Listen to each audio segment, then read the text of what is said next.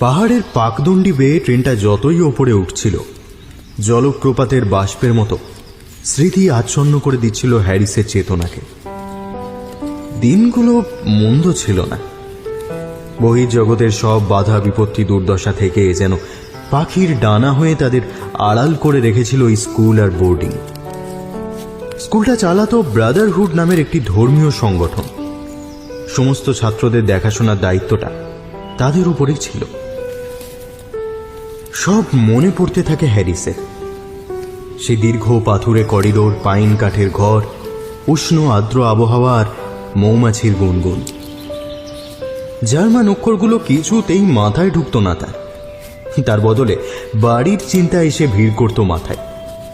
হঠাৎ চমক ভাঙত জার্মান শিক্ষকের ধমকে। কত কিছু ভিড় করে আসে হ্যারিসের মাথার ভেতর। ঘন্টার পর ঘন্টা ঠায় দাঁড়িয়ে থাকার শাস্তি, ব্রেকফাস্ট, লাঞ্চ, ডিনারে কত রকমের খাবার, ইংরেজি বলার ব্যাপারে কড়া নিষেধাজ্ঞা, দল বেঁধে থাকা, খাওয়া, ঘুমানো, আর শীতের দিনেও ভোর 5টায় উঠে ঠকঠক করে কাঁপতে কাঁপতে স্নান ঘরে যাওয়া। সে জীবনে একাকিত্ব বলে কিচ্ছু ছিল না। সবসময় দল বেঁধে থাকতে হতো। শুধু মিউজিক শেখার সময়টুকুতে আধ ঘন্টা সময় পাওয়া যেত। বেহালা শেখার ব্যাপারে বেশ উৎসাহ ছিল হ্যারিসের। মনে পড়তেই হাসি পেয়ে গেল তার। পাইন বনের জঙ্গল দিয়ে ছুটে চলা ট্রেনের শব্দে যেন আরো কিছু স্মৃতি উঁকি দিল। মাস্টারদের কথা মনে পড়ল। এখানে মাস্টারদের ব্রাদার বলে ডাকাই ছিল দস্তুর। কঠোর তপস্বী জীবন ছিল তাদের। জায়গাটার ধর্মনিষ্ঠ পরিবেশ একটা পর্দার মতো ঘিরে রেখেছিল ছোট্ট পাহাড়ি জনজীবনটা। ছোট ছোট সহজ সরল উৎসব, উপহার দেওয়া নেওয়া, গ্রামের চার্চে নববর্ষ উদযাপন, সবকিছুর মধ্যেই আড়ম্বর সেভাবে না থাকলেও প্রাণ ছিল ভরপুর। ভেতর ভেতর সেই উৎসাহের টকবগানিটা আবার অনুভব করল হ্যারিস। সেই লাল রং করা ছাদে বসে বাতাসের হিমেল স্পর্শ নিতে নিতে ব্রাদারদের মুখে শোনা বিচিত্র সব গল্পের কথা মনে পড়ে যায়। সেসব গল্পের বিষয়বস্তু কেবল নশ্বর জীবনে সীমাবদ্ধ থাকত না। এমন ভাবে তারা গল্প বলতেন যেন সব নিজের চোখে দেখা। একটা দীর্ঘশ্বাস ফেলে ভাবল হ্যারিস, কি ছিল আর কি হয়েছে। ট্রেন এতক্ষণে কাছাকাছি এসে পড়েছে। আর একটা স্টেশন। ভেতর ভেতর উত্তেজিত হয়ে উঠেছিল হ্যারিস। স্টেশনটা ততক্ষণে গতি নিচ্ছে।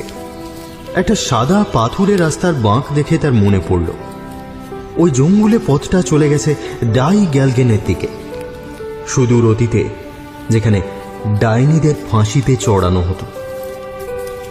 স্মৃতির সরণি ধরে চলতে চলতে একসময় ট্রেন থামল।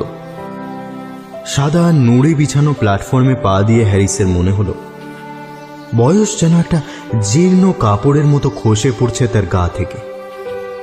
কোনো জাদুতে আবার সেই সবুজ সতেজ কিশোর হয়ে উঠেছে সে। বনে ঢাকা পথ দিয়ে চলতে চলতে পুরনো মুখগুলো ফিরে আসছিল আবার।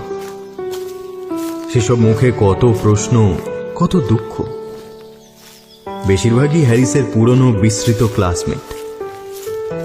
ফিরে আসা মুখগুলোর মধ্যে কয়েকজন ব্রাদারেরও দেখা মিলল।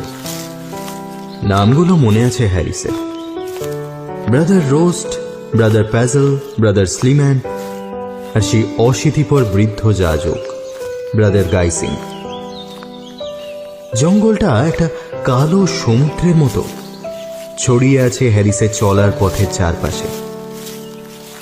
বাতাসের ভারী সুগন্ধ স্মৃতিগুলোকে মাতাল করে দিচ্ছে। সরাইখানায় ঘর বুক করার পরে খাবার অর্ডার করে হ্যারিস মনস্থ করল আজ সন্ধ্যেতেই স্কুলটা দেখে আসবে। গ্রামের একেবারে মাঝামাঝি জায়গায় স্কুলটা। স্কুলটাকে ঘিরে গড়ে উঠেছে একটা প্রোটেস্ট্যান্ট বসতি। যেভাবে স্মৃতিগুলো পূর্বজন্ম থেকে ফিরে ফিরে হ্যারিসের কাছে আসছিল, মনে হচ্ছিল 30 নয় 300 বছর পরে এখানে পা রেখেছে।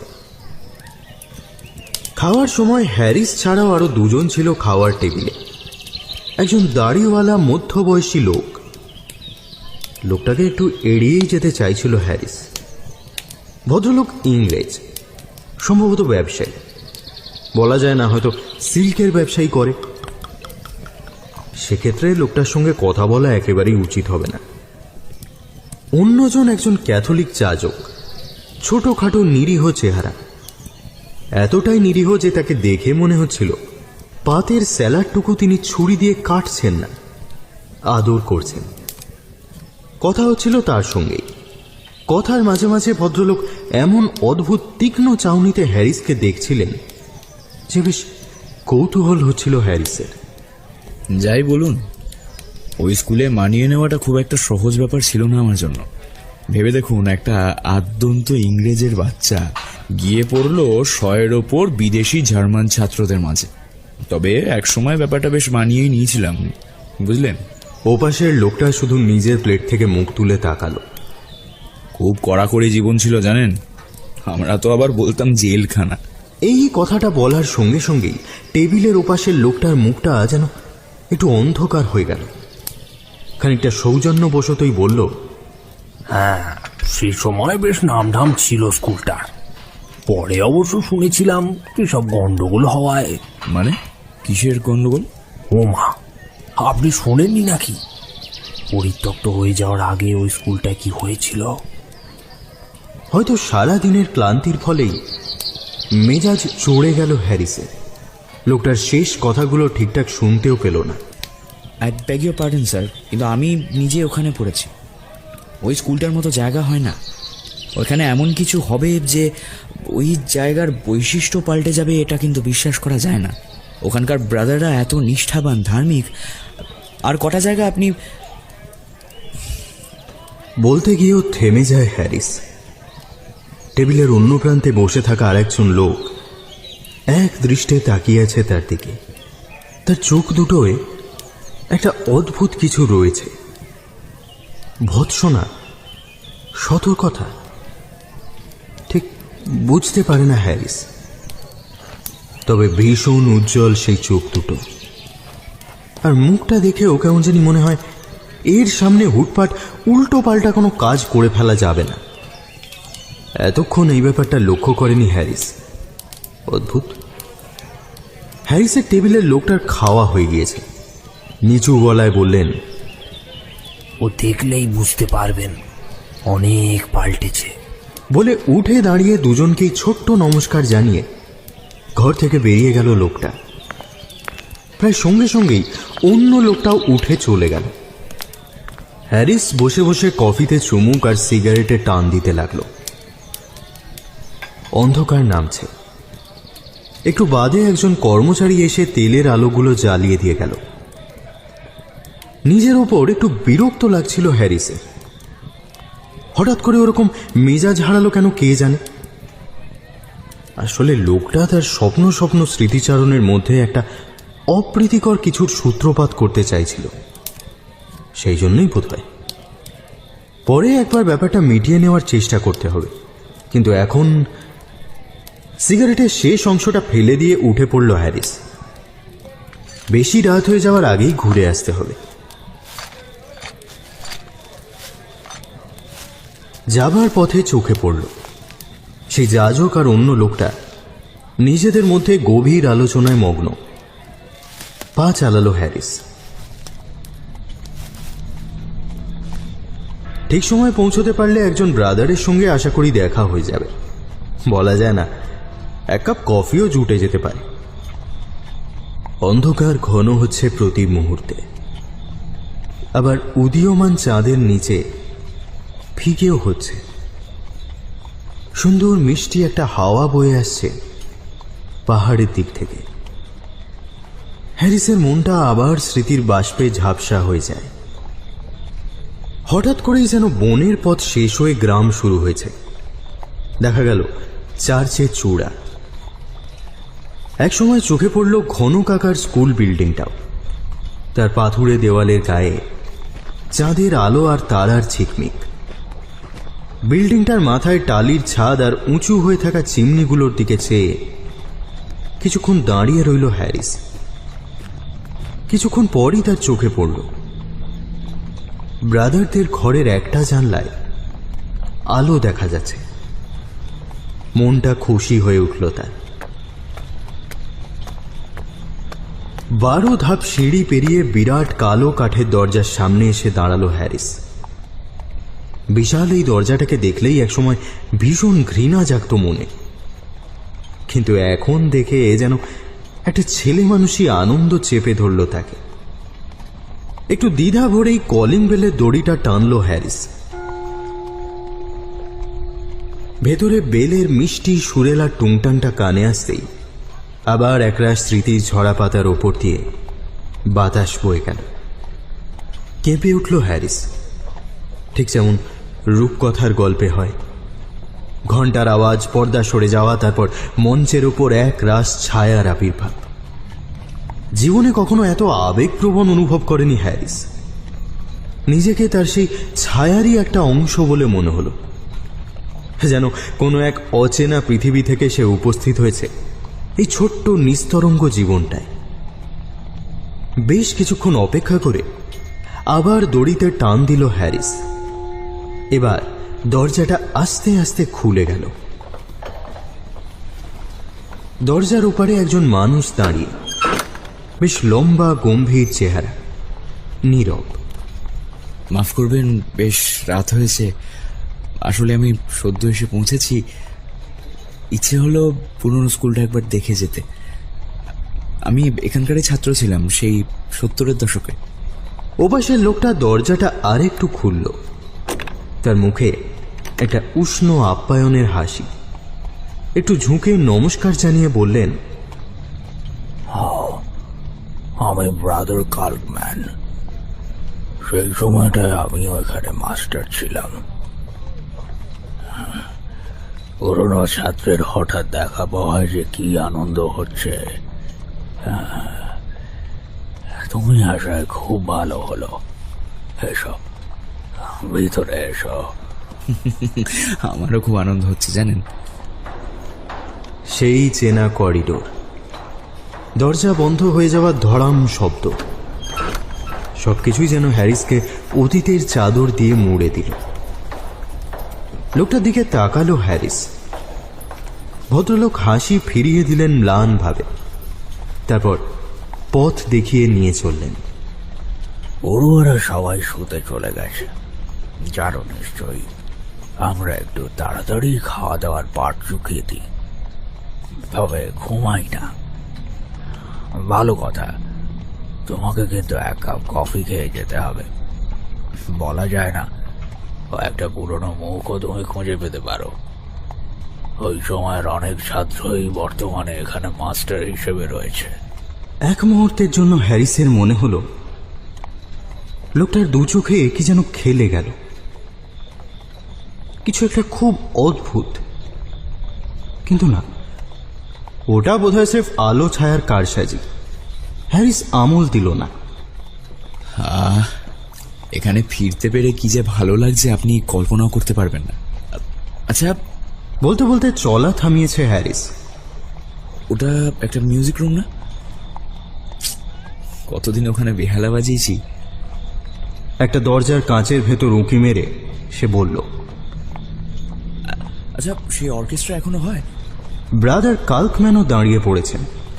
একটা প্রশ্রয়পূর্ণ দৃষ্টিতে তিনি তাকিয়ে আছেন হ্যারিসের দিকে। আমার হাতে একটা ভায়োলিন থাকতো, আর ব্রাদার স্লিম্যান উনি বসতেন পিয়ানো। সবটা যেন চোখের সামনে দেখতে পাচ্ছি। তার সেই কালো লম্বা চুল আর আর বলতে বলতে আবার থামতে হলো হ্যারিসকে। সেই অদ্ভুত চাউনিটা নিঃশব্দে আবার খেলে গেছে তার সঙ্গীর মুখে। এবার কেমন চেনা চেনা লাগে সেটা। ছেলেদের অর্কেস্ট্রা এখনো হয়, তবে ব্রাদার স্লিম্যান এখন আর বেঁচে নেই। ইস, হঠাৎ একটা খারাপ অনুভূতি চেপে ধরল হ্যারিসকে, কিন্তু সেটা পুরনো সঙ্গীত শিক্ষকের মৃত্যু সংবাদে না অন্য কিছুতে। তা সে ভেবে পেল না। আরও একটা ব্যাপার অদ্ভুত লাগছিল।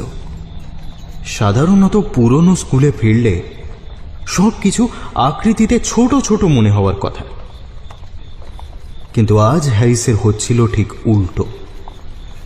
সব কিছুকে যেন তার কল্পনার চেয়ে বড় বড় লাগছিল। করিডোর, বারান্দা, দরজা সব। পাশের লোকটার মুখের দিকে তাকিয়ে দেখল সে। একটা অদ্ভুত আশকারা দেওয়া হাসি লেগে আছে তার ঠোঁটে। সব ফিরে আসছে, তাই না? একদম। ওই 2 বছর আমার জীবনের সব থেকে ভালো সময়। সেই সময় খুব বিরক্ত লাগতো যদিও। তোমাদের ইংরেজদের মাপকাঠিতে বিচার করলে এ বেশ কড়াকড়ির জীবন। হ্যাঁ, খানিকটা। তাছাড়া বাড়ির জন্য মন কেমনটাও ছিল। আর সর্বক্ষণ দলের মধ্যে থাকার একটা অদ্ভুত একাকিত্ব আছে, জানেন। আমাদের ওদিকে স্কুলগুলোয় এ ব্যাপারে ছাত্রদের স্বাধীনতা আছে বেশ খানিকটা, কিন্তু একটা জিনিস স্বীকার করতেই হবে, ওই 2 বছর আমাকে এমন একটা শিক্ষা দিয়েছিল যেটা আজও ভুলতে পারিনি। কি শিক্ষা? ওই যন্ত্রণার মধ্যে থাকতে থাকতেই ভগবানের ওপর বিশ্বাস তৈরি হতো আমাদের। সেই ছেলে বয়সে যেভাবে সম্ভব সেভাবেই ঈশ্বরকে কাছে পাওয়ার একটা অদ্ভুত বাসনা তৈরি হতো। একটা একটা গভীর আত্মতৃপ্তির খোঁজ। আর সেই অনুসন্ধানের মধ্যে কি অদ্ভুত শান্তি ছিল। সেই জন্যই তো স্কুলের সেই সময়টা এখনো ভুলতে পারিনি। কথাটা শেষ করে একটু থামল হ্যারিস। বেশি বলে ফেলল নাকি? জার্মান ভাষা বলতে গিয়ে গোলমাল করে ফেলল। ব্রাদার কাল্কম্যান যখন তার কাঁধে একটা হাত রাখলেন, সে একটু চমকে উঠল। বেশি বলে ফেলছি, তাই না? আসলে সবকিছু বড্ড ফিরে ফিরে আসছে। এই করিডোর, ঘর, ঘুম ঘুম পরিবেশ, এই সব কিছু এমন। কৈফিয়তের সুরে বলা কথাগুলো শেষ করতে পারল না হ্যারিস। ব্রাদার কাল্কম্যান ততক্ষণে তার কাঁধ থেকে হাতটা নামিয়ে প্যাসেজের দিকে মুখ করে দাঁড়িয়েছেন। স্বাভাবিক, খুবই স্বাভাবিক। বুঝতে পারছি, বুঝতে পারবো আমরা। কথাটা বলেই তিনি ঘুরলেন হ্যারিসের দিকে। পলকের জন্য হলেও খুব বিশ্রী ধরনের অশুভ দেখালো সেই মুখ। কিন্তু না, আবার সেই আলো ছায়ার খেলা। তবে হ্যারিসের মনে হলো তার কথার মধ্যে এমন কিছু ছিল যেটাই ভদ্রলোককে বিরক্ত করেছে বা একটু রাগিয়ে দিয়েছে। ব্রাদারদের দরজার সামনে এসে দাঁড়ালো ওরা। হ্যারিস খেয়াল করল কথায় কথায় অনেকটা সময় নিয়ে ফেলেছে। এবার ফিরতি পথে পা বাড়াতে হবে। কিন্তু ব্রাদার কাল্কম্যান সেসব শুনলে তো। এক কাপ কফি তোমাকে খেয়ে যেতেই হবে। আমি এবং আমার কলিগরা খুব খুশি হব। কয়েকজনের হয়তো তোমাকে মনেও থাকবে। ঘরের ভেতর থেকে কথাবার্তার আওয়াজ আসছিল। ব্রাদার কাল্কম্যান হাতল ঘোরাতেই যে ঘরটায় ওরা এসে ঢুকল সেটা আলোয় আলোয় উদ্ভাসিত। অনেক লোক এদিক ওদিক ছড়িয়ে ছিটিয়ে। কিন্তু তোমার নামটাই তো এখনো জানা হয়নি আমাদের। হ্যারিস। উত্তরটা দিয়ে ঘরে ঢুকলো হ্যারিস। চৌকাঠটা পেরোতে একটু নার্ভাস লাগছিল তার, কিন্তু তারপর বুঝতে পারল ব্যাপারটা। সেই পুরনো প্রবৃত্তি এখনো মনে বাসা করে আছে। ছাত্রদের এ ঘরে প্রবেশ নিষিদ্ধ ছিল। যেখানে মাস্টাররা তাদের আলস্যের কয়েক ঘন্টা কাটিয়ে যান, সেই ঘরে পা ফেললে ছাত্রদের বরাদ্দ হতো কঠিন শাস্তি। সে দ্বিধা এখনো যায়নি হ্যারিসের চেতনা থেকে। আচ্ছা, তো হ্যারিস, তুমি এভাবে এসে পড়ায় আমরা 4 বড়নাই আনন্দিত হয়েছি। দরজাটা বন্ধ হয়ে গেল পেছনে। ঘরের উজ্জ্বল আলো কয়েক মুহূর্তের জন্য চোখ ধাঁধিয়ে দিল হ্যারিসের। কাল্কম্যান তার পরিচয় দিলেন সকলের কাছে। ব্রাদার্স, অত্যন্ত আনন্দের সঙ্গে জানাচ্ছি আজ আমাদের মধ্যে উপস্থিত হয়েছে ইংল্যান্ড থেকে হের হ্যারিস। ওর এই হঠাৎ আগমন যে আমাদের কাছে কতটা সৌভাগ্যের সে কথা আমি আগেই ওকে জানিয়েছি। হয়তো আপনাদের কারো কারো মনে থাকবে, ও 60-এর দশকে আমাদের এখানকার ছাত্র ছিল। খুব কাট কাট ধরনের জার্মান পরিচয় পর্ব। হ্যারিসের অবশ্য ব্যাপারটা ভালোই লাগলো, যেন তার আগমনটা আদতেই অতটা অপ্রত্যাশিত নয়। কালো কালো পোশাক পরা চেহারাগুলো উঠে দাঁড়াল। নমস্কার প্রতি নমস্কারের পালা চলল। কারো মধ্যেই সৌজন্যবোধ বা আন্তরিকতার অভাব ছিল না। ঘরটা চলাফেরার গতিবিধিতে ভরে উঠল। উজ্জ্বল আলোর সঙ্গে ঘরের পরিবেশে আরও একটা জিনিস মিশেছিল, সিগারেট ধোঁয়া।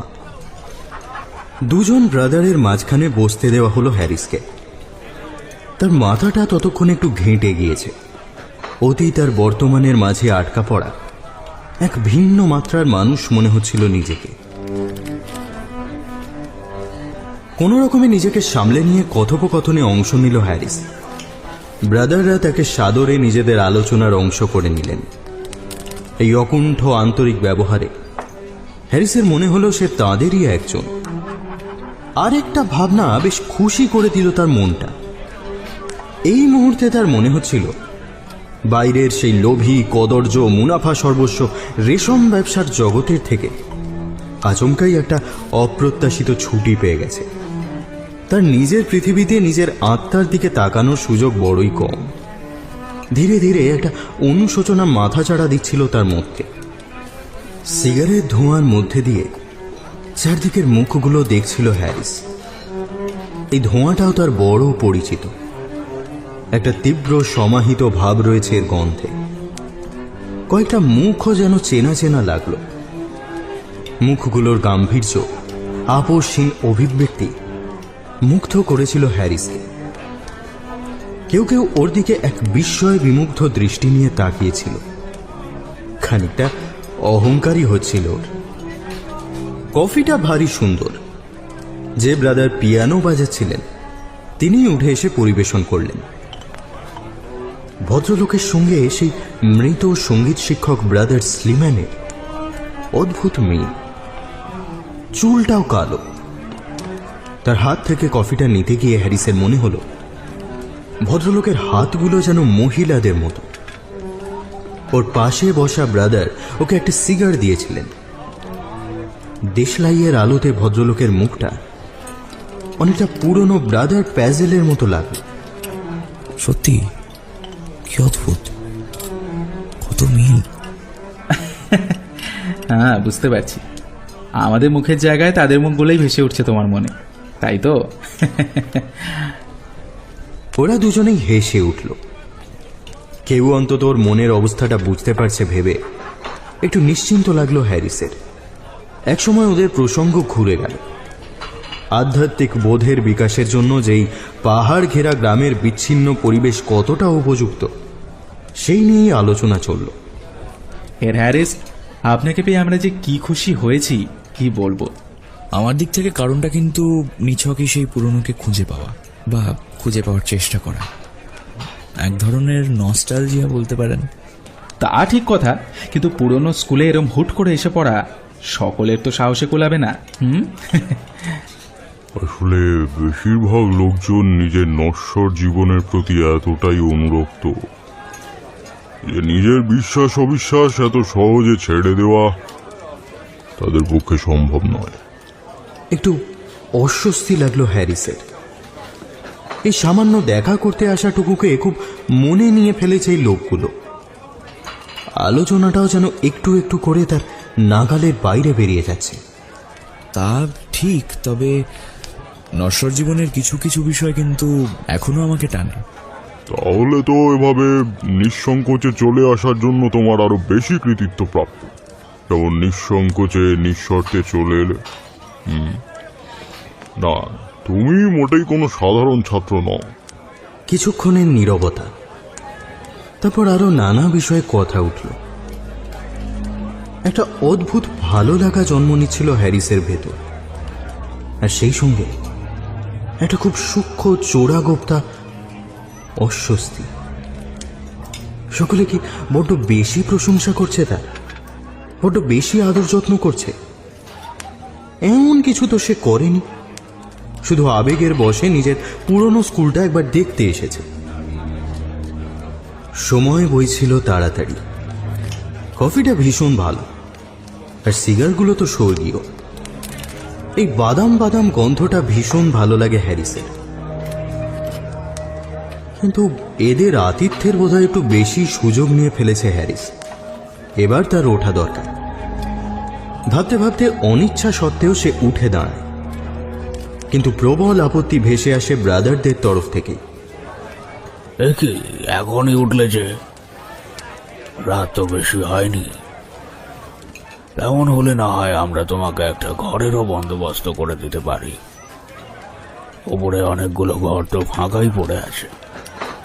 আর তাছাড়া ব্রাদার স্লিম্যান এখন আমাদের জন্য কিছু একটা বাঁচাবে।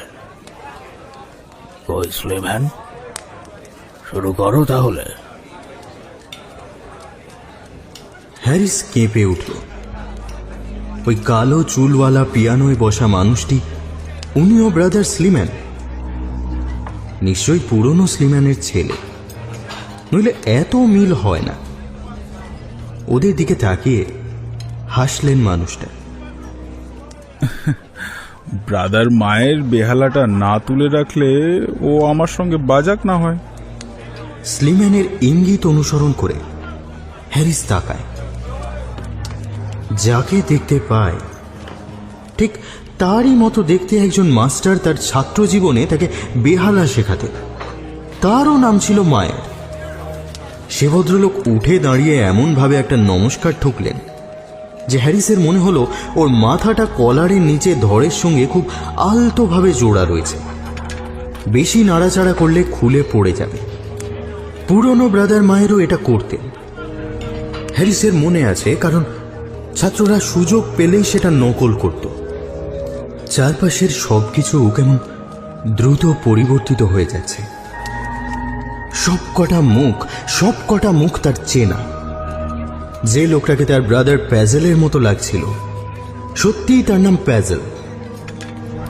এমনকি কাল্কম্যানের মুখটাও একজন পুরনো মাস্টারের মতো। যদিও তার নামটা ভুলে গেছে হ্যারিস, কিন্তু তাকে যে ভীষণ অপছন্দ করত সেটা মনে আছে। সেই ধোঁয়ায় আচ্ছন্ন ঘরের কোনায় কোনায় তাকিয়ে বহু পরিচিত মুখ খুঁজে পেল সে, যাদের সঙ্গে সেই অনেক কাল আগে কাটিয়েছে জীবনের কয়েকটা বছর।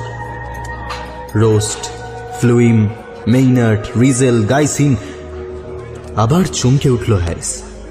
হঠাৎ অনেক বেশি সতর্ক হয়ে গেল। চারপাশে হয়তো তার কল্পনাতেই শুধু চেনা মুখের ছড়াছড়ি। অদ্ভুত, ভৌতিক। পুরো ব্যাপারটার মধ্যে একটা ভীষণ খটকা ছিল। কোথাও কিছু গন্ডগোল হচ্ছে। নিজের শরীরটাকে একবার ঝাঁকিয়ে নিল হ্যারিস, মনটাকেও। আশপাশের ধোঁয়া একটু পাতলা হলো তার ফলে। তাতেই সে দেখতে পেল তার চারপাশের সবকটা মুখ নিষ্পলক দৃষ্টিতে তার দিকেই তাকিয়ে। নিজেকে যতটা সম্ভব সামলে নিল হ্যারিস। সে ইংরেজ, এদের সম্মাননীয় অতিথি। যাই হোক না কেন, ভুলভাল কিছু সে করবে না। ইতিমধ্যে মিউজিকও শুরু হয়ে গেছে। ব্রাদার স্লিম্যানের লম্বা সাদাটে আঙুলগুলো যেন আদর করছে পিয়ানোর কিগুলোকে। হ্যারিস একটা চেয়ারে বসে পড়ে আধ বোঝা চোখে ধূমপান করতে লাগল। তার অর্ধেক খোলা চোখের পাতার ফাঁক দিয়ে ঘরের সমস্তটাই দেখতে পাচ্ছিল, কিন্তু সেই শিরশিরানিটা কিছুতেই তাকে ছেড়ে যেতে চাইছিল না। বারবার তার বোধের নাগালের বাইরে থেকে কিসের যেন ইঙ্গিত তার দেহ মনকে একেবারে পুলকিত করে তুলছিল। ভয়ঙ্কর অস্বস্তি হতে শুরু করেছিল হ্যারিসের। পিয়ানোর সুরটা উঁচু তার ধরতেই মাথাটা আস্তে আস্তে পরিষ্কার হতে শুরু করল তার। চোখের সামনে থেকে যেন একটা পর্দা সরে গেল। রেলের সেই সরাইখানায় দেখা হওয়া যাজকের কথাগুলো কানে ভেসে উঠল তার।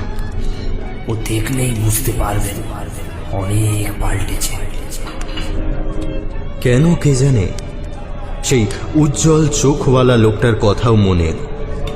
পকেট থেকে ঘড়ি বের করলো হ্যারিস। 11টা বাজে। 2 ঘন্টা কেটে গেছে ইতিমধ্যেই। স্লিম্যান কিন্তু বাজিয়েই চলেছেন। মনে হচ্ছে তিনি আর এই জগতে নেই। কি অদ্ভুত সেই সুর, একটা গম্ভীর ভাব, এক ধরনের প্রাণময় আধ্যাত্মিক সংবেদ, সব কিছু মিলেমিশে যাচ্ছে সেই সুরে। কিন্তু তবু কোথাও যেন সেই সুর ভয়ানক অশুদ্ধ। একটা নারকীয় অপবিত্রতা যেন বাতাসে ভেসে বেড়াচ্ছে সেই সুরের সঙ্গে। চেনা কিছুর সঙ্গে মিল নেই সুরটা। ঘরের মধ্যে সে খেলে বেড়াচ্ছে সাপের মতো। তার ছোঁয়ায় প্রতিটি মুখে যেন একটা অশুভ ভাব ফুটে উঠছে। কোনো এক প্রাচীন অমানবিক শক্তি যেন ধীরে ধীরে নিজের স্ফুরণ ঘটাচ্ছে সেই সুরে। অথচ সেই অশুভের মধ্যে কোথায় যেন একটা মাদকতা আছে, একটা নির্দিষ্ট উদ্দেশ্য আছে। হঠাৎ করেই হ্যারিসের ব্রাদার কাল্কম্যানের মুখের সেই অদ্ভুত অভিব্যক্তি মনে পড়ে যায়। এই মুহূর্তে ওদের সকলের চোখে মুখেই ফুটে উঠছে সেটা। যেন একদল নরকের জীব সমবেত হয়েছে তাদের কালো পতাকার নিচে। ডিমন্স, দানব শব্দটা যেন আগুনের স্পর্শ বুলিয়ে দিল হ্যারিসের মস্তিষ্কে। মনে হতেই কিছু একটা করার মরিয়া প্রচেষ্টায় এক মুহূর্তের জন্য নিজের উপর নিয়ন্ত্রণ হারালো হ্যারিস, এবং যে কাজটা করল সেটা বোকা বোকা হলেও অস্বাভাবিক নয়। উঠে দাঁড়িয়ে চিৎকার করতে শুরু করলো সে। ব্যাপারটা তাকে নিজেকেও অবাক করল, অভিভূত করল, কিন্তু তবু নিজেকে আটকাতে পারল না। কারো কোনো ভাবান্তর দেখা গেল না। আপাত দৃষ্টিতে তার এই অসম্ভব উন্মাদ আচরণেও কেউ একটু নড়ল না পর্যন্ত। যেন হ্যারিস নিজে ছাড়া আর কেউই শুনতে পায়নি সেই মরণপণ চিৎকার। তারপর সেই ভাবলেশহীন পাথুরে মুখগুলোর দিকে চেয়ে যেন হঠাৎ আবেগে ভাঁটা পড়ল তার। একটা অদ্ভুত শীতলতা গ্রাস করল হ্যারিসকে। বিব্রত লজ্জিত মুখে সে বসে রইল। নিজের উপরই রাগ হচ্ছিল খুব। হঠাৎ এরকম উগ্র অস্বাভাবিক ছেলে মানুষই আচরণ করার জন্য। স্লিম্যানের সাদাটে আঙুলগুলো থেকে কিন্তু অনর্গল সুর নির্গত হয়ে চলেছে, ঠিক যেমন সরু মুখওয়ালা বোতল থেকে বেরিয়ে আসে বিষাক্ত মদ। আর হ্যারিসও বাকিদের সঙ্গে সঙ্গে সেটা পান করছে। না না, এই সব কিছু তার মনের ভুল। একসময় বাজনা থেমে গেল।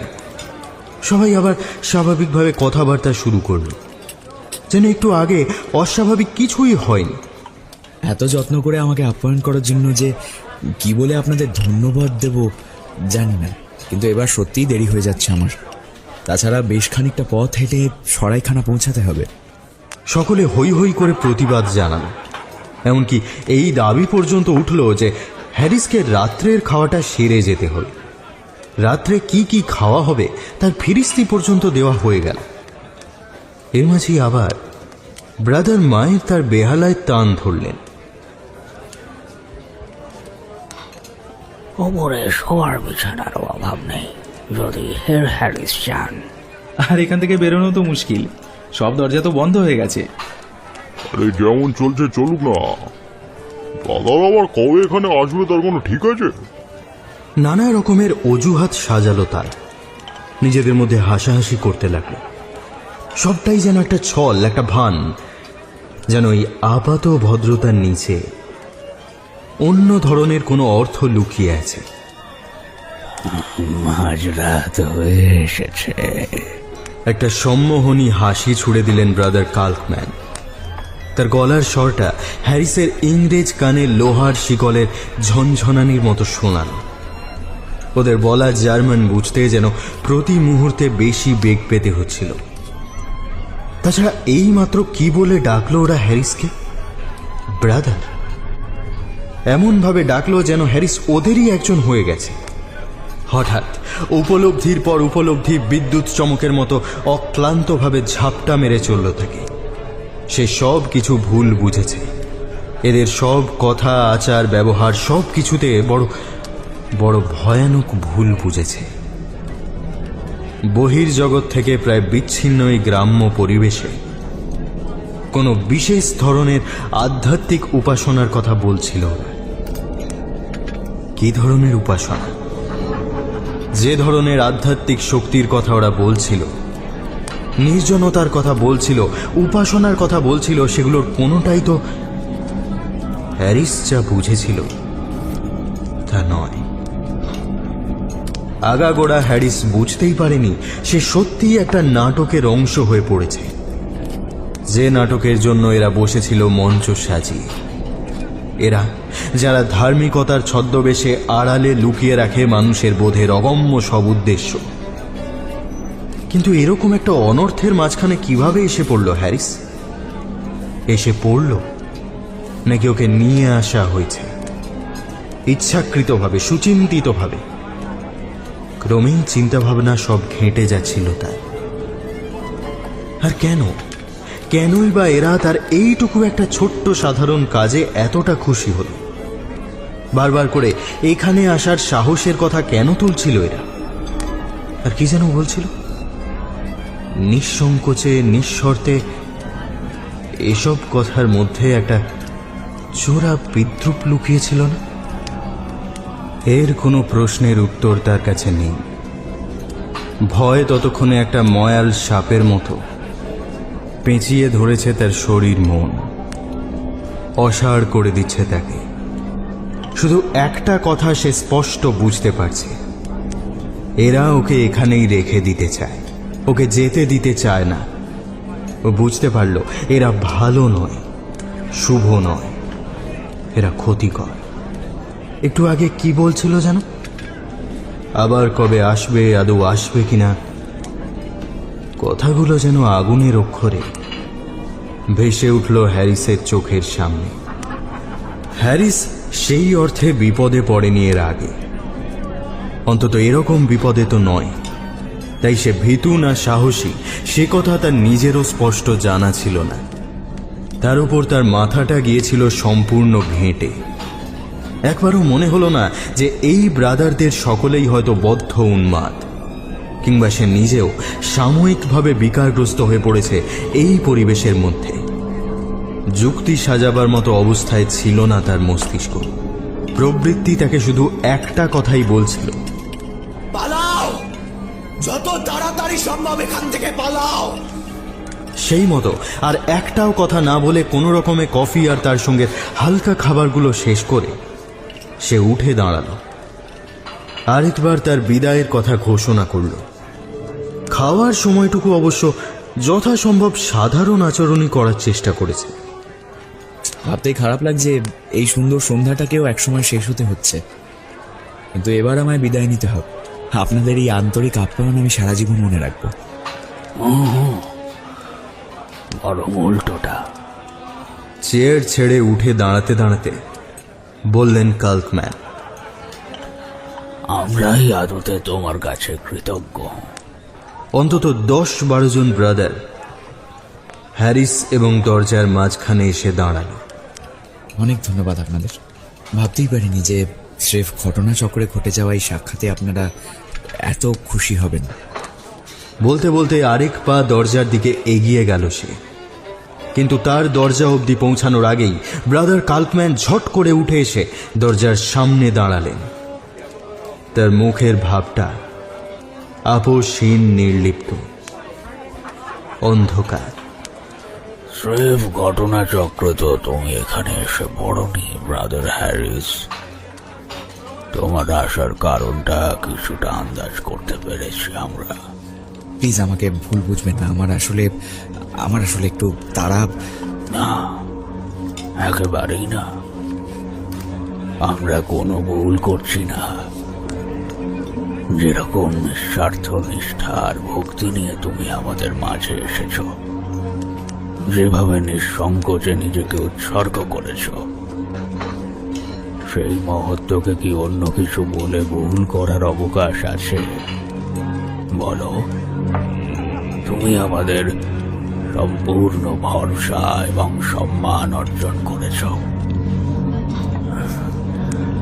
শুধু যে আমরা খুশি হয়েছি তাই নয়, আমাদের প্রভুও যে কি পরিমাণে খুশি হবেন। এই যে তুমি স্বেচ্ছায় স্বতঃস্ফূর্তভাবে নিজেকে আমাদের হাতে তুলে দিয়েছ। এর পরের শব্দটা ঠিকমতো বুঝতে পারল না হ্যারিস। একজন অফার হিসেবে। অপফার, এই জার্মান শব্দটা সে আগেও শুনেছে, কিন্তু মানেটা এই মুহূর্তে কিছুতেই মনে আসছে না।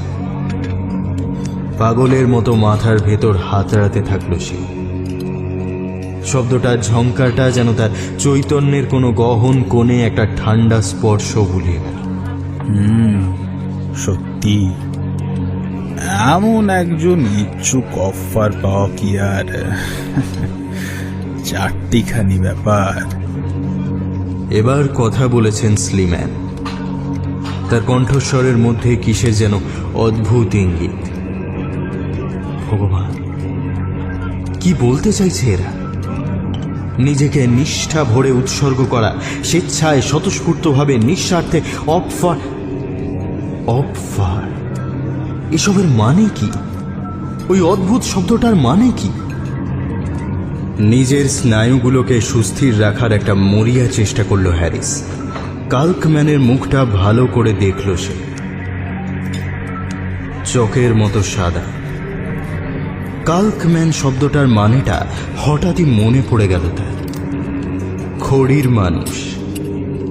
কিন্তু অপফার, যেন ওই মানেটার মধ্যেই লুকিয়ে আছে তার যাবতীয় প্রশ্নের উত্তর।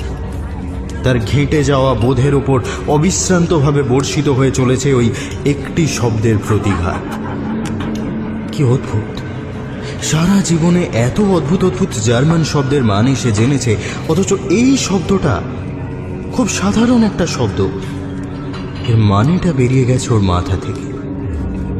কাল্কম্যানের মৃত্যুর মতো ফ্যাকাশে অবয়ব থেকে আবার সেই লোহার শিকলের ঝনঝন শোনা গেল। ঘরের সকলে চঞ্চল হয়ে উঠল। আলোগুলো কমে এল। সময় হয়ে গেছে, মধ্যরাত্রে উপস্থিত। প্রস্তুত হও, প্রস্তুত হও। তিনি আসছেন, তিনি আসছেন। ব্রাদার অ্যাসমোডেলিয়াস আসছেন।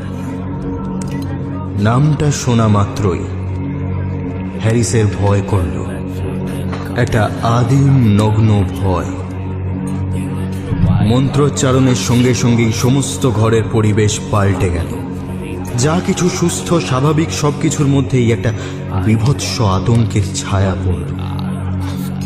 ভয়ে হ্যারিসকে জড়িয়ে ধরল পক্ষাঘাতের মতো। অ্যাসমোডেলিয়াস নামটা হ্যারিসের শোনা। এর কাছাকাছি সুরের একটা নাম সে আগে বহুবার শুনেছে। অ্যাসমোডিয়াস, ডিমনদের রাজপুত্র, স্বয়ং লুসিফারের সন্তান। যে শব্দটার অর্থ এতক্ষণ ধরে মাথায় আসছিল না, সেটা বিদ্যুৎ চমকের মতো স্পষ্ট হয়ে গেল। অপফার মানে ভিকটিম বা শিকার। আর একবার মরিয়া হয়ে দৌড় দেওয়ার কথা ভাবল হ্যারিস, কিন্তু তার ঠকঠক করে কাঁপতে থাকা হাঁটু দুটো এবং তার আর দরজার মাঝখানে দাঁড়িয়ে থাকা সারি সারি কালো অবয়ব সঙ্গে সঙ্গেই বাতিল করে দিল সেই ভাবনা। একবার সে ভাবল সাহায্যের জন্য চিৎকার করবে, কিন্তু এই নির্জন প্রান্তরের মাঝে, ততোধিক নিভৃত এই স্কুল বাড়িতে কে তার চিৎকার শুনতে আসবে? কিছুই করতে পারল না হ্যারিস, শুধু দাঁড়িয়ে রইল পুতুলের মতো। দুজন ব্রাদার এসে তাকে দুদিক থেকে চেপে ধরলেন। ব্রাদার অ্যাসমোডেলিয়াস তোমায় গ্রহণ করেছে। তুমি প্রস্তুত? কে কে কে এই ব্রাদার অ্যাজ অ্যাজ মুখ কিন্তু একটা শব্দ তার মুখ দিয়ে বেরোলো না। বিশেষ করে ওই নামটা কিছুতেই উচ্চারণ করতে পারল না তার জিভ। তার অসহায়তা এবার সর্বোচ্চ শিখরে পৌঁছালো। নামটা উচ্চারণ করতে পারার ব্যর্থতা তার মধ্যে একটা অমানসিক অস্থিরতার জন্ম দিল। বিশ্বাস করুন, আমি শুধু আমার পুরনো স্কুলটা দেখতে এসেছিলাম। বলার চেষ্টা করলো সে, কিন্তু তার বদলে গলা দিয়ে বেরোলো, আমি স্বেচ্ছায় একজন অফার হিসেবে এখানে এসেছি এবং আমি সম্পূর্ণ প্রস্তুত। নেই, আর কিচ্ছু তার নিয়ন্ত্রণে নেই। তার শরীরটা যেন কোনো অন্ধকার ছায়া জগতের বাসিন্দা, এমন একটা জগৎ যেখানে ওই নামটাই সমস্ত ক্ষমতার উৎস। এই অর্ধালোক যা সত্যকে ঢেকে রাখে, এরই মধ্যে চলো আমাদের উপাসনা আরম্ভ করা যাক। তাকে ঘরের এক কোণে নিয়ে যেতে যেতে স্লিম্যান বললেন, এই কুয়াশা যা আড়াল করে রাখে মহান অন্ধকার সিংহাসনকে, চলো এরই মধ্যে আরম্ভ করা যাক আমাদের উপাসনা। তিনি আসছেন, তিনি আসছেন, আসছেন আসছেন তিনি আসছেন। তিনি আসছেন। ক্রমে সেই শব্দ মরে এলো। একটা অদ্ভুত ঠান্ডা যেন ছড়িয়ে পড়ছে সারা ঘর জুড়ে। কাল্কম্যান সকলের উদ্দেশ্যে বললেন, আমাদের মাঝে এসে পড়েছেন অ্যাসমোডেলিয়াস। প্রস্তুত হও, প্রস্তুত করো। তার কথার শেষে একজন ব্রাদার হ্যারিসের দিকে এগিয়ে এলো। কাল্কম্যান হাত তুলে বললেন, ওর চোখ দুটো বেদনা। এভাবে স্বেচ্ছায় নিজেকে উৎসর্গ করার জন্য ওইটুকু সম্মান ওর প্রাপ্য। হ্যারিসকে সেখানে দাঁড় করিয়ে রেখে ব্রাদাররা পিছিয়ে গেল। মাটিতে হাঁটু গেড়ে বসে পড়ল তার সঙ্গে। চলল তাদের সেই অদ্ভুত বিমুগ্ধ অভিভূত স্বরে মন্ত্রোচ্চারণ, আর সেই নামটার উচ্চারণ যেটা একই সঙ্গে জন্ম দেয় ঘৃণা এবং ভয়। যে নামের মালিকের আবির্ভাবের জন্যই এত আয়োজন। ঘরের অন্য প্রান্তের দেওয়ালটা জানলা সমেত অদৃশ্য হয়েছে। সেখান দিয়ে দেখা যাচ্ছে ফাঁকা আকাশ। সেই আকাশের পটভূমিতে একটা অবয়ব জেগে উঠছে ধীরে ধীরে। একটা বিরাট অবয়ব, একটা মানুষের মতো অবয়ব। তার চারপাশে একটা ধূসর আলো, যেন ইস্পাতের পাত দিয়ে মোড়া একটা মূর্তি। এই দূর থেকেও তার বিকট বিশাল অতিকায় চেহারাটা স্পষ্ট ধরা পড়ছে। কিন্তু তার মুখটা এত গম্ভীর, এত সমাহিত, এত করুণ যে হ্যারিসের মনে হচ্ছিল এই মুহূর্তে সে তার দৃষ্টিশক্তি হারাবে এবং প্রকাণ্ড অতল মহাশূন্যে তলিয়ে যাবে। মূর্তিটা ঠিক কত দূরে ছিল, তার আকার আকৃতি কিছুই খালি চোখে পরিমাপ করা সম্ভব হচ্ছিল না। যেন সবটাই একটা মস্ত বিভ্রম। শুধু চোখে পড়ছিল সেই করুণ ক্লিষ্ট মুখ আর সেই অপার্থিব ধূসর আভা। ধকধক করে জ্বলছে কোনো নারকীয় তুতিতে। এক এক সময় মনে হচ্ছিল আশপাশের ব্রাদারদের মুখগুলো হ্যারিসের থেকে যতটা দূরে আছে, সেই মুখটা তার চেয়ে বেশি দূরে নেই। একটা চিৎকারের শব্দ উঠল। হ্যারিস স্পষ্ট বুঝতে পারল এই চিৎকার হলো তাদের, যারা তার আগে এই জায়গায় দাঁড়িয়েছিল। যুগের পর যুগ একটা অমানসিক চিৎকার স্পষ্ট হলো তারই মধ্যে, যেন কাউকে গলা টিপে হত্যা করছে কেউ। অসংখ্য লোকের দম বন্ধ হয়ে যাওয়ার মুহূর্তের মরিয়া সর্বহারা চিৎকার ধাক্কা খেয়ে খেয়ে ফিরছে ঘরের দেওয়ালে। যে দেওয়ালের মধ্যে হ্যারিস এখন দাঁড়িয়ে আছে, সেই উন্মাদ উপাসনার বলি হয়ে, যেন শুধুমাত্র শরীরের চিৎকার নয়, নষ্ট হয়ে যাওয়া আত্মার চিৎকার। সেই সমবেত স্বরের উত্থান পতনের সঙ্গে চলছে সেই অর্ধালোকিত ঘর জুড়ে অসংখ্য ছায়ামূর্তির আবির্ভাব। তারা ইশারায় ডাকছিল হ্যারিসকে, যেন নিজেদেরই কাউকে ডাকছে। ক্রমে সেই সব কিছু থেমে গেল। ছায়ামূর্তিগুলো অদৃশ্য হলো একে একে। সেই প্রকাণ্ড অবয়ব নেমে এলো ঘরের মধ্যে, তার উপাসক আর বন্দির মাঝখানে। হ্যারিস অনুভব করল কিছু একটা পড়ানো হচ্ছে তাকে। কে পড়াচ্ছে সে জানে না। তার মাথাটাকে জড়িয়ে ধরছে একটা বরফ ঠান্ডা সুতোর পেঁচ। কোমরে একটা কোমর বন্ধনী জাতীয় জিনিস, দুটো বাঁধা হাত সমেত। তারপর ঠিক তার গলায় যে রেশমের সুতোর ছোঁয়াটা লাগলো, তার উদ্দেশ্যটা বুঝতে এতটুকু অসুবিধা হলো না হ্যারিসের। ওই সুতো তার জীবন মৃত্যুর মাঝের ফাঁকটুকু পূরণ করে দেবে। ব্রাদাররা এখনো সেই রকম সাষ্টাঙ্গ হয়ে মাটিতে শুয়ে আছে। আবার শুরু হলো তাদের মন্ত্রপাঠ। কিন্তু ঘরে আরো একটা অদ্ভুত ব্যাপার শুরু হয়েছিল। সেই প্রকাণ্ড অবয়বটা একটুও না নড়েই যেন ঢুকে এসেছিল ঘরের মধ্যে, হ্যারিসের ঠিক সামনে। সে ঘিরে ফেলেছিল হ্যারিসকে, গিলে ফেলছিল। না, কোনো সাধারণ ভয়ের অনুভূতি নয়, সাধারণ মৃত্যু ভয় নয়, যেন তার আত্মার মৃত্যু পরোয়ানা প্রতি মুহূর্তে ধাক্কা দিতে লাগলো চৈতন্যে। আর পালানোর কথাও মাথায় আসছে না। শেষের সময় উপস্থিত। আমাদের পূজা গ্রহণ করো, আমাদের অর্চনা গ্রহণ করো। আমাদের অর্চনা গ্রহণ করো। আমাদের একই কথা বারবার বলে চলল ব্রাদারের দল। একসময় তাদের উচ্চারণ ঝিঝির ডাকের মতো জেগে রইল হ্যারিসের কানে। অর্থহীন, আমাদের অর্চনা অনুভূতিহীন আমাদের সেই অতিকায় রাজস্ব মুখটা নিচু হয়ে হ্যারিসের দিকে ফিরল। হ্যারিসের সমস্ত অন্তরাত্মা ব্যাকুল হয়ে উঠেছে ওই যন্ত্রণা ক্লিষ্ট দুই চোখের অতলে তলিয়ে যেতে। ঠিক সেই মুহূর্তে অনেকগুলো হাত তাকে জোর করে মাটিতে বসিয়ে দিল হাঁটু গেড়ে। সে দেখতে পেল কাল্কম্যান উঠে দাঁড়িয়েছেন।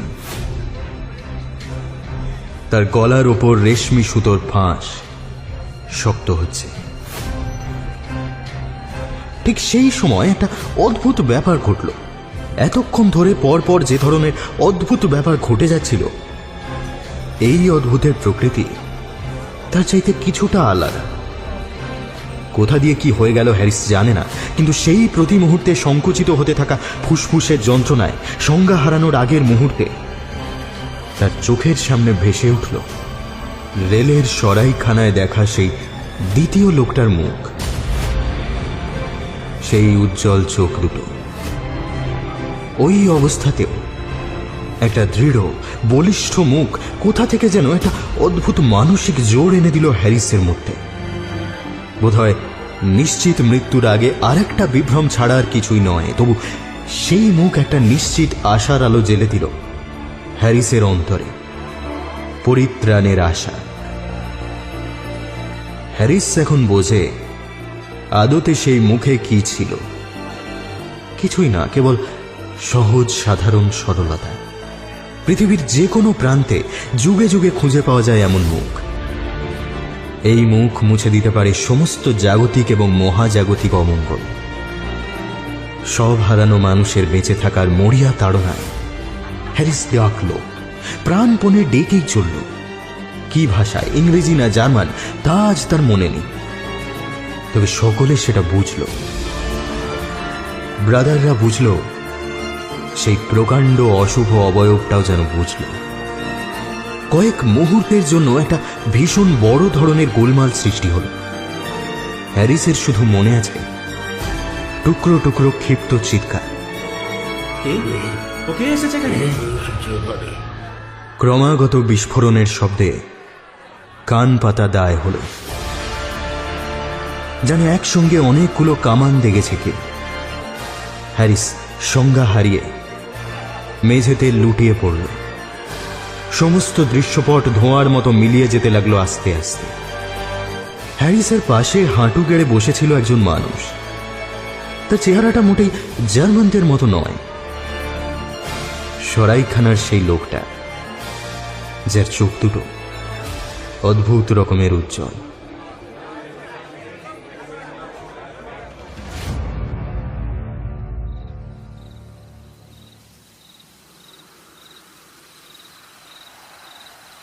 জ্ঞান ফিরতে প্রথমেই প্রচন্ড ঠান্ডা লাগলো হ্যারিসের।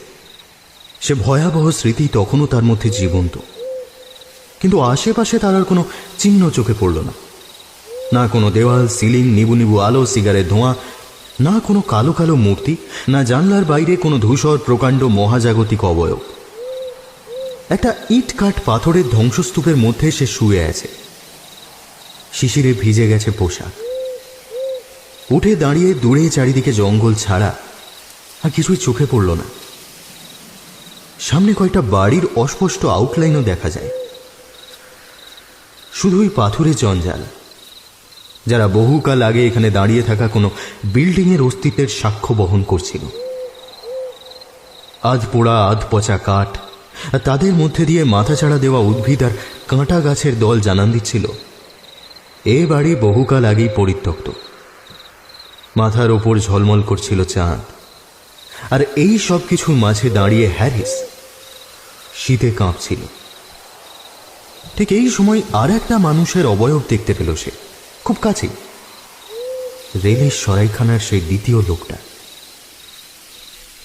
আপনি আপনি সত্যি ভয় পাবেন না, আমি সাধারণ মানুষ। আপনার পিছু নিয়েছিলাম সেই সরাইখানা থেকে। এতক্ষণ পরে নিজের মাতৃভাষা শুনতে পেয়ে ধরে প্রাণ এলো হ্যারিসের। বেশ কিছুক্ষণ কথা বলতে পারল না। বাঁচালেন? ওই ওই ওই ওই জার্মান শয়তানগুলো,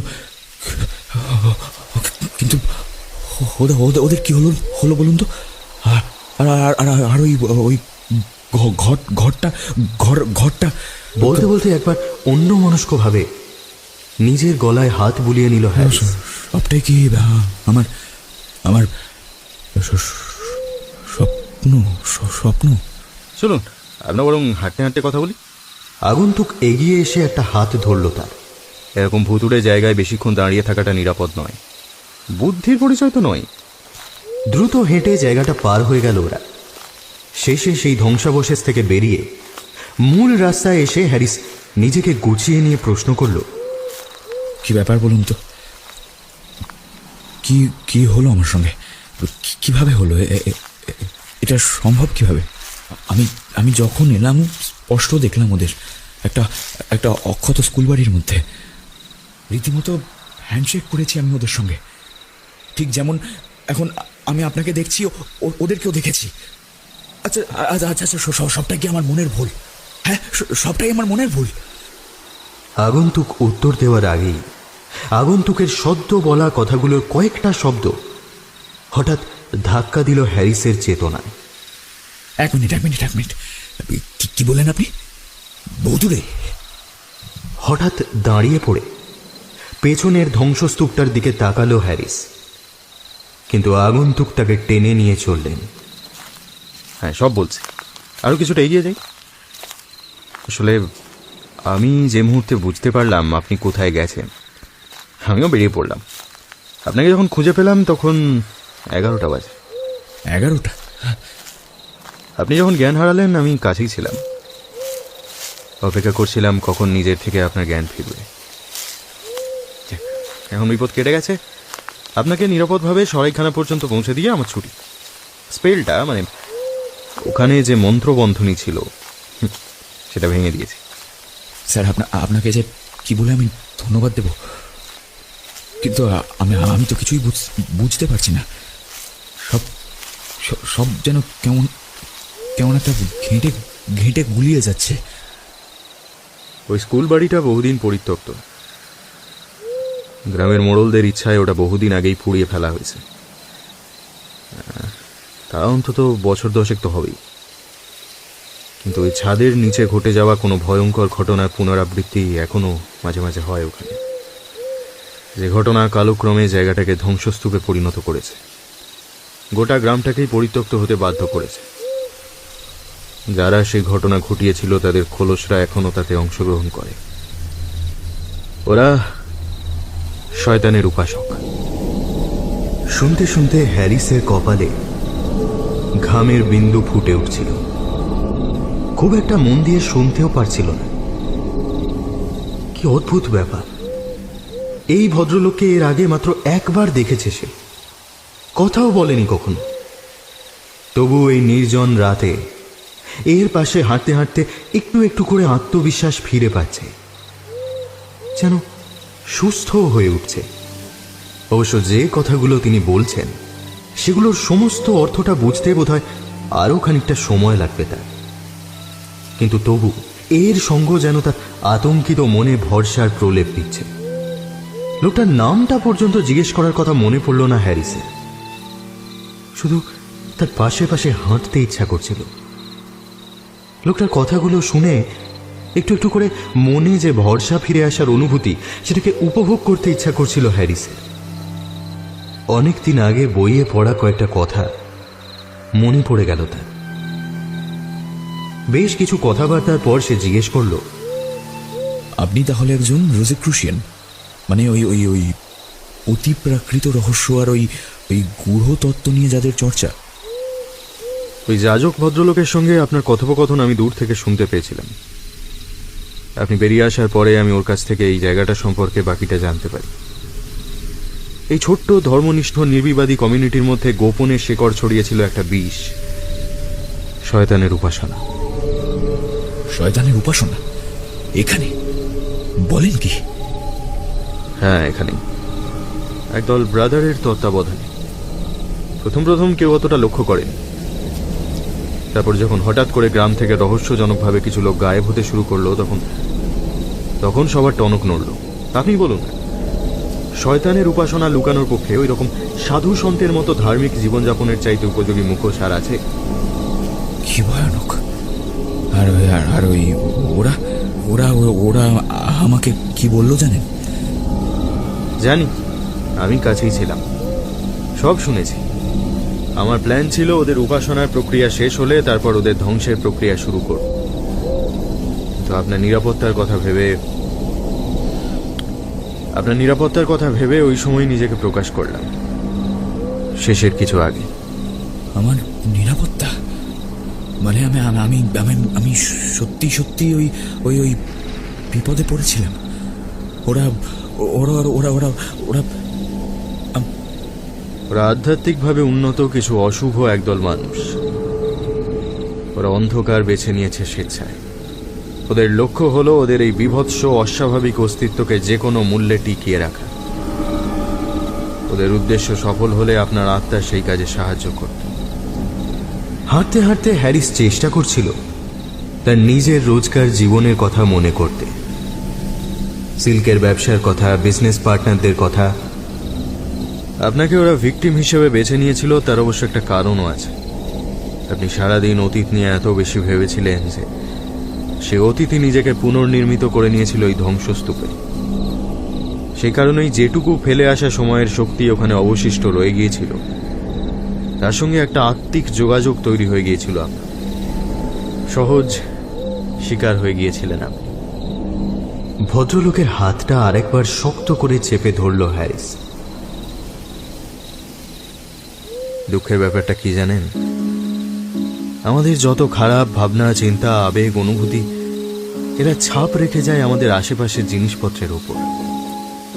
মানুষের অন্তরের যত কলুষ, তাদেরই ক্ষমতা আছে কেবল আঁকড়ে থাকা। আর যা কিছু ভালো, তা বড় ক্ষণস্থায়ী, অস্থির।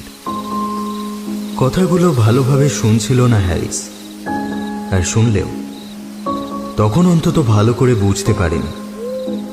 বরং চারপাশের পরিবেশটাকে সমস্ত ইন্দ্রিয় দিয়ে অনুভব করতে চাইছিল সে। মাথার ওপর ওই ঝিমঝিমে চাঁদ, পাহাড়ি হাওয়া, বনের রাস্তা, ঝর্ণার জলের শব্দ, সব কিছুকে মুহূর্তের জন্য বড় সুন্দর লাগছিল তার। কত প্রাণ চারপাশে, জীবনটা আদতে সুন্দর। সেই ভয়ের অনুভূতি কেটে গিয়েছিল ধীরে ধীরে। পায়ে পায়ে ওরা এসে ঢুকেছিল রেলের সরাইখানায়। তখন রাত প্রায় 3টে। শুতে যাওয়ার আগে ভদ্রলোকের হাত দুটো ধরে আবারও এক প্রস্থ কৃতজ্ঞতা জানিয়েছিল হ্যারিস। সেই সময় তার সঙ্গে চোখাচোখি হওয়ায় আরেকবার তার মনে হয়েছিল মানুষটার চোখ দুটো সত্যিই উজ্জ্বল। ভদ্রলোকের বলা শেষ কথাগুলো ভাবতে ভাবতে ঘুমের অতলে তলিয়ে গিয়েছিল সে। মনে রাখবেন, আমাদের আবেগ অনুভূতিগুলো যে তৈরি করে সেই নশ্বর মস্তিষ্কের ধুলোয় মিশে যাওয়ার বহু বছর পর অবধি সেই আবেগ অনুভূতি রয়ে যায়। তাহলে ভাবুন তো, যখন আমাদের হৃদয় সেই সব অনুভূতির জন্ম দেয়, তাদেরকে কতটা সতর্ক পাহারায় রাখা উচিত। সেই রাতে অনেক দিন পর একটা শান্তির ঘুম ঘুমালো হ্যারিস। অনেক বেলা পর্যন্ত বিছানা ছেড়ে উঠল না। শেষমেশ যখন নিচে এলো, সেই আগন্তুক ভদ্রলোক বিদায় নিয়েছেন। লোকটার নামটাও জানা হলো না।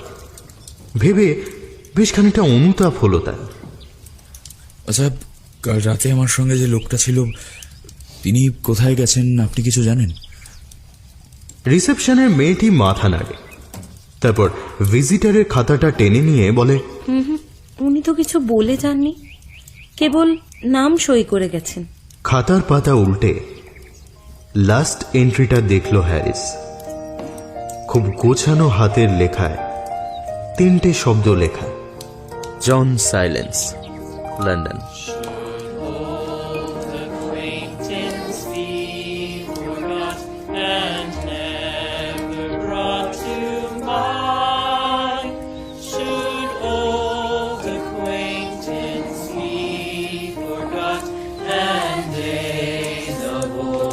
আমাদের স্কুলের স্যারেরা শয়তানের উপাসনা করতেন কিনা জানি না, তবে যদি করে থাকেন এবং শয়তানও যদি সেই উপাসনায় প্রলুব্ধ